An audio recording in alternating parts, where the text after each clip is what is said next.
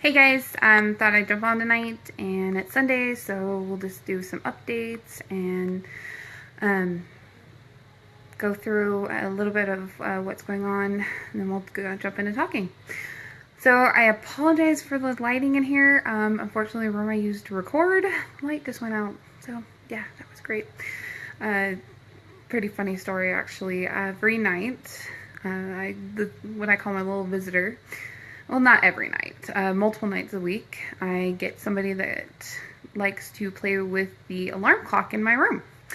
They will come and you can hear static for a few minutes and then it's gone. And they do that probably 3 to 4 times a week. And I've been doing it for the last couple of months, so it's been pretty interesting. And now my light just went out, so I don't know if that was them or if I just need to change some light bulbs. So I want to thank everybody. We hit 18K this week, which is amazing. Thank you so much. We really, really appreciate you guys. If it wasn't for you, we would not be able to do this. So thank you, thank you, thank you for hitting 18K. In March, we're talking about doing an investigation, and we'll probably have an open live event. So look for that. Be in Southern Utah or up here in Salt Lake, most likely Southern Utah though. And we will give one of you guys a chance to come investigate with us, as well as we may hold an open event for everybody. So that should be pretty awesome. Really, really great to see you guys all interacting on the page. We love going through your stories, especially this week when we asked you guys, when was your first paranormal experience? Most of you chimed in, so that's been fantastic. And we got to read everything that you guys have been saying this week. Both Travis and myself also piped in. If you get a chance, there is a great post by Travis. It was a reply to one of your comments, so take a look at that. It's just on the Friday the 13th post for the evening. So I figured I'd go into a couple things tonight. The first one is my paranormal experiences. So we asked that question, and I told you it was probably around 13 that I really noticed something happening. I was a very interesting child. I gave my parents a run for their money. But one of the things I did when I was 13 is I actually played with the Ouija board, which I have not actually touched a board since then. But to give you a little background on that, I had a regular Ouija board that I had purchased from the store, just one of the game boards, and then my parents found out and they took it away. So, but I was very, very attached to the board, and I was very, very attached to whoever was talking through the board. So I actually made my own boards and carried my own boards with me. When I think I was 13 and a half, my sister would have been 4 or 5, she started to have these really, really bad nightmares. And I actually didn't recall this story. My mother had to tell me later on. And I don't know why I blocked this out, but my sister started to have all these nightmares. And for some reason, I correlated those with the board itself. And when my mom brought it up, I got very pale. I immediately went downstairs, I got my board, I handed it to her, and my dad ended up burning that board too, and hopefully releasing what was ever inside that board.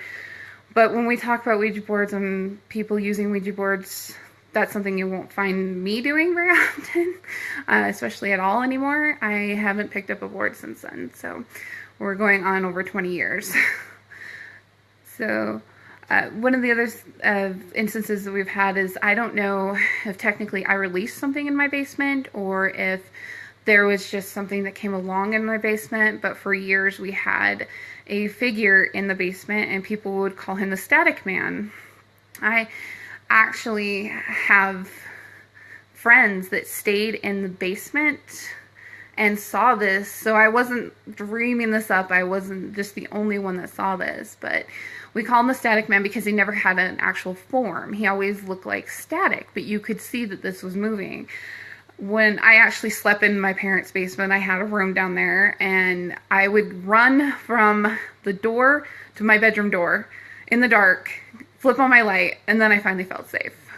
We never saw him in the daylight. It was only at night was only when it was dark down there. And at first I just thought it was me that was experiencing this and thought, oh, you know what, it's a basement, it's scary, everybody sees scary movies and the basements are scary. But no, I've had multiple friends that have actually stayed in my basement and seen the same thing.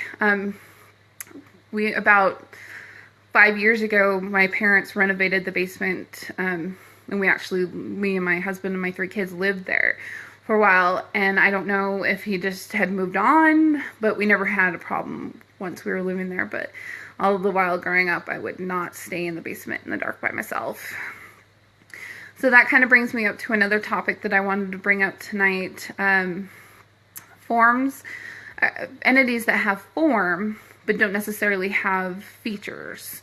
A lot of people like to call those shadow people, and I've had some instances with them. These don't seem to be like your typical entity. I don't want to necessarily say they're evil, but they're not something, in my experience, I haven't had them come up to me like a regular entity would. There's always been a dark, foreboding feeling around them. I like to think the Static Man was maybe a shadow person. He doesn't get the general characteristics of a shadow person because he's not just completely a black figure. But he didn't really have a form to him other than static. You could tell there was something there. When I was 17, I want to say, 16 or 17, well, somewhere in that range. I live in Salt Lake, and like most of you know, we have a place out here called Memory Grove. Now, there's been a lot of stuff that has come up against Memory Grove, Satanists using it, you know, the general things when you have an area that's fairly trafficked. People start to bring in legends to it. Basically, it's a memory park for veterans, but I used to go up there quite a bit because there's a mausoleum and it's really pretty, and me and my friends would go up there and hang out. And you can go up and through the park, and then there's a street you cross into a canyon, which the canyon's pretty spooky as well. But we were up, had spent all day in Memory Grove, and it was coming to the evening, and the area that we were in, there's 2 paths. There's a path that they take the carriages through, which is asphalt. And then there's a path that goes up along the mountainous, not mountainous, it's more of a hill that cuts through there. And there's little thin paths, it's a dirt path. Anyway, we had made our way around the paths and up towards the back of the park. Well, it started to get dusk, and we had been filming up there all day, and we had been taking pictures, and we thought, okay, well, you know, it's tired, it's dusk, and I want to get caught up there at night because there isn't always savory people up there. So we packed up our stuff and we start heading back, and we decided to go ahead and head back on the paved road. About the time that we hit the paved road from the dirt path, there's a little bridge that crosses over, we started to feel this heaviness in the air. It was very dark, it was very heavy. The friend I had with me, and he wasn't into the paranormal at all, we'll call him Wes, he started to get this uneasy feeling, and we started to walk back towards the car, which was probably about a mile. Once you get back there, it was quite a ways back, but the feeling just got thicker and thicker and thicker, and we started to get scared. I actually looked at him, and I could tell that he was physically frightened, and we started to hear something walking behind us. And we both turned around, and you couldn't see anything. It was pretty dark. We hadn't hit where the street lights were, so it was just basically pitch black, because at this point the sun had set. We're halfway back to the car, and he looks at me and he says, I think we should speed up our pace. So we started walking pretty fast, and you could still hear things behind us. So we actually turned around and saw a figure. Now, this figure didn't quite look like a man, didn't look like an animal. It was just a dark figure behind us. And so we started to quicken our pace, and we got to the point where there was street lights. So when you're down this path and there's street lights and we're looking back and we can still see that figure moving, and he's moving quite quickly.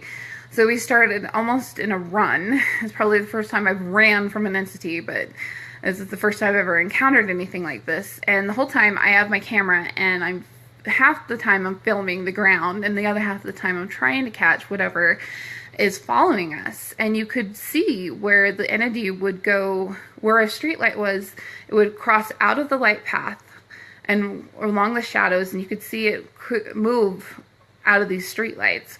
I don't know if it didn't like the light. I don't know if there was a reason for it not going in the light. I wasn't about to stick around and ask. It got closer, and we got closer to the car, it got very heavy. It got very dark. It was I think the first time I've ever really been truly terrified of an entity. I've been scared before, but I would say this was the first time I've been truly terrified. And we ended up, once we saw the car, could actually get to the point where you could see the car, we ended up running. And we got to the car, and we both opened the doors, got in the car, and we looked back, and you could see that entity pacing not in the light, but you could see it pacing. There was a definite form moving back and forth. And it was probably the first time I've ever encountered anything like that. There was just a dark, dark feeling to it. There was no shape, no face. It was just this form. And it wasn't quite like a man. It was almost, I hate to say it was like a Wendigo, but it was kind of like that. It didn't have quite the form of a man, but you could tell that it was something there. It wasn't the last time I'd go up to Memory Grove, but it was probably the one time that I've had the most activity up there. Have you guys ever came across anything like that? Have you had a shadow experience? We'd love to hear from you if you've had an experience with shadow people. I know this is a very common phenomenon. I have had another experience. It was after my son was born. We were living in Kearns. It's a city. It's small. I call it the ghetto out here.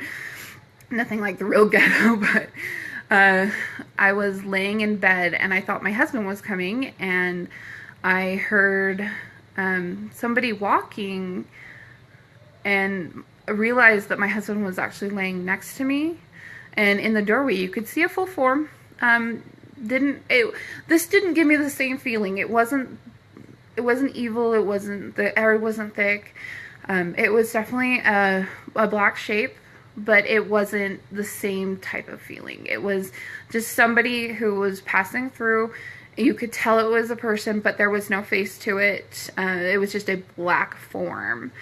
So this, trying to think if we've had, I don't think last time we were in Grafton, we didn't see any, or actually, I'm wrong here. I believe Travis did see a form when we were in the basement in Grafton, so we'll have to ask him. He's going to be on next week, so we'll ask him about that. But we'd love to hear from you guys if you've experienced shadow people.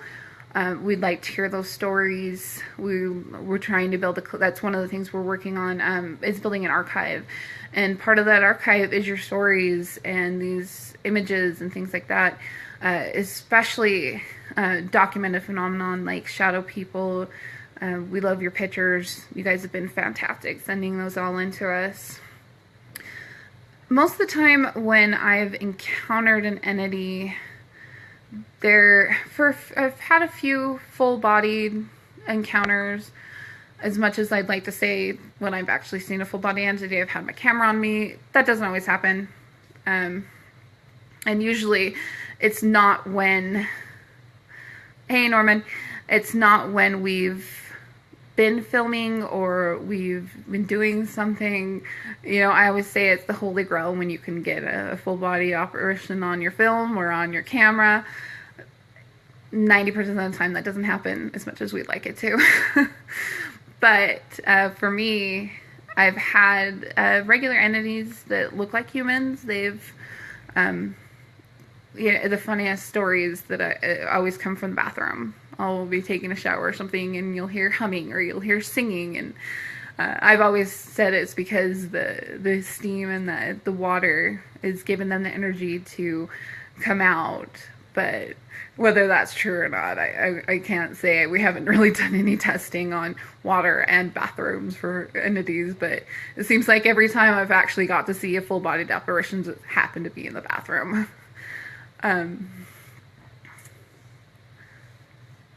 Few other stories that we can talk about, and then especially in the coming weeks, but I had a friend that was actually terrorized by a shadow person. That's probably why I'm bringing this up tonight, but she, every single night, this entity, and it wasn't like a residual entity where it would come back at the same time every single night.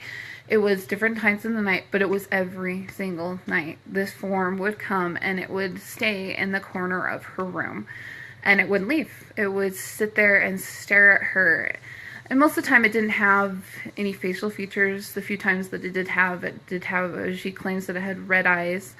I've not encountered a shadow person that's actually had eyes. I know there have been people that have, but what we ended up doing for her was we did a smudging of her house because this entity was terrifying her. She wasn't into the paranormal. This was not something that she wanted in her house. So we salted and we saged. And that seemed to get rid of the entity. I can't, like I said, I can't say that a shadow person's evil.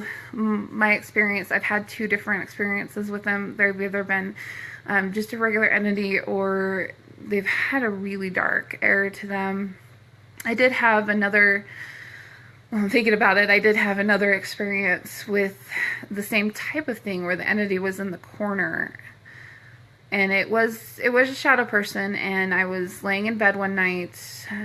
It was actually in California, and you could tell that there was somebody there, and I got worried enough that I actually kicked my husband awake and got him to look at it, and he'll confirm, yeah, we had something in the corner of our home, sitting in the corner of our room, just watching us. And it was, the thing that made this one a little bit different is generally when I've come across a shadow person, when they move or when they have form, they actually have form.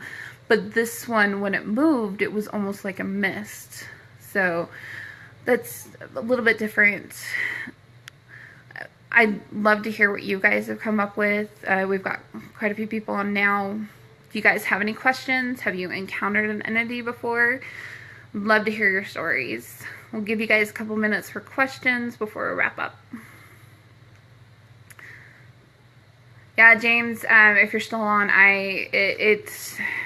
Ouija boards are not something I mess with now. We've discussed possibly bringing boards on for on investigations. I don't know if that's something that will happen. That's something me and Trav would really have to talk about, because I'm just not comfortable anymore. There was definitely an entity that was in my boards. Whether it was the same entity or if it was multiple entities, I don't know.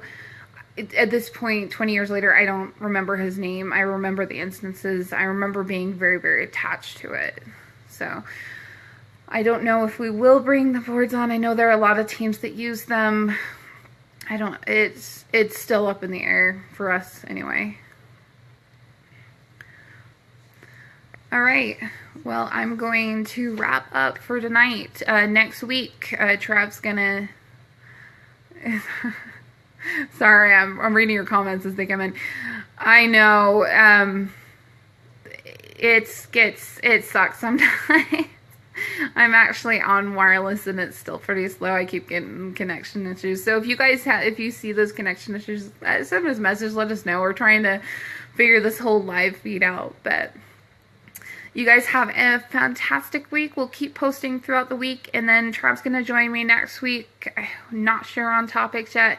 We will talk about something paranormal, but just keep your photos coming in, your stories coming in, keep watching. If you have questions, hit that message button. We're more than willing to answer you. We have a great response rate. We just want to make sure that you guys are all taken care of. We'll talk to you next week. Bye.